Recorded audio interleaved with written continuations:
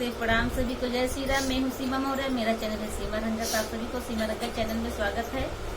और आप लोग कैसे हैं? उम्मीद करती हूँ आप लोग स्वस्थ होंगे, मस्त होंगे, अपने अपने कामों में व्यस्त होंगे। इस वक्त काम नहीं है, आप लोग कटैये करके घर में बैठे, लू चल रहा है, घर में बैठो, हम लोग का वीडियो फुलवा करके देखो, सपोर्ट करो। गया है और जितने भी हमारे भाई बहन नए लोग हैं, प्लीज आप लोग सब्सक्राइब शेयर लाइक जरूर करें और वीडियो देखें तो फुलवा करके देखिए, अपनी दोनों बहन का सपोर्ट करें। आप लोग से यही विनती करती हूँ। और आप सबके बीच में चुटकुल्ला नाजिक लेके आई हूँ, सास बहू का नोक-झोंक है, तो आप लोग को कैसा लगा जरूर बताइएगा। हेलो दोस्तों, नमस्ते प्रणाम। मैं हूँ किरण प्रजापति, मेरे चैनल का नाम है संगीत बाय किरण। तो अपने चैनल पे आप सभी लोग का स्वागत करती हूँ दोस्तों, दिल से स्वागत करती हूँ। और एक चुटकुला गीत लेकर आए हैं, कैसा लगेगा कमेंट बॉक्स में जरूर बताइएगा। और हम लोग दोनों बहन का सपोर्ट करिएगा दोस्तों। आइए सुनो। कगवा बोलिया बोलई अब का करी, कगवा बोलिया बोलई अब का करी, अब का करी हो अब का करी, कगवा बोलिया बोलई अब का करी, कगवा बोलिया बोलई अब का करी।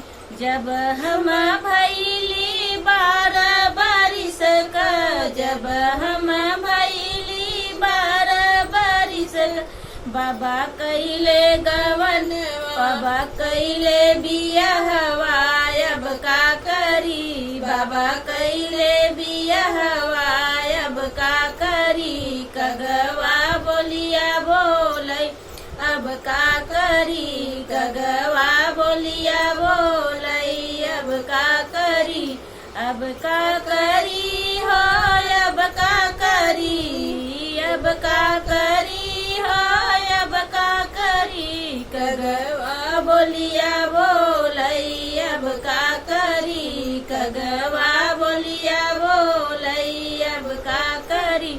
जब हम भैली 16 बरस का, जब हम भैली 16 बरस, बाबा दिहले गवनवा अब का करी, बाबा दिहले गवनवा अब का करी, कगवा बोलिया बोलै अब का करी, कगवा बोलिया बोलै अब का करी, अब का करी हो अब का करी, अब का करी हो अब का करी, कगवा बोलिया बोलै अब का करी, कगवा बोलिया बोलै अब का करी।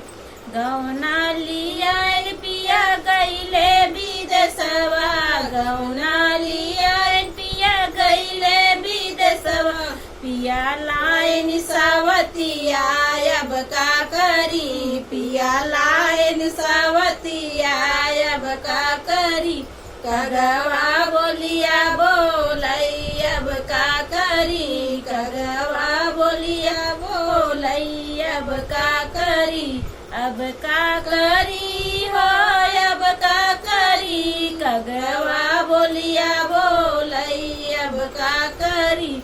दे तू ना मोरी ससुधाल तलवरिया, दे तू ना मोरे ससुधाल तलवरिया, हतित आपन परनवा अब का करी, हतित आपन परनवा अब का करी, कगवा बोलिया बोलै अब का करी, कगवा बोलिया बोलै अब का करी, अब का करी हो अब का करी, कगवा बोलिया बोलै अब का करी।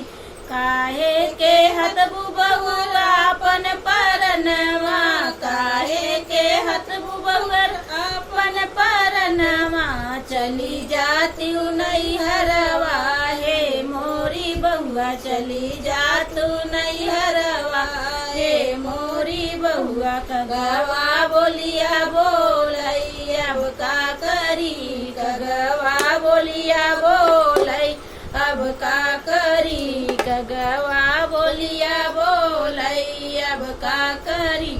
काहे के जाई ससु हम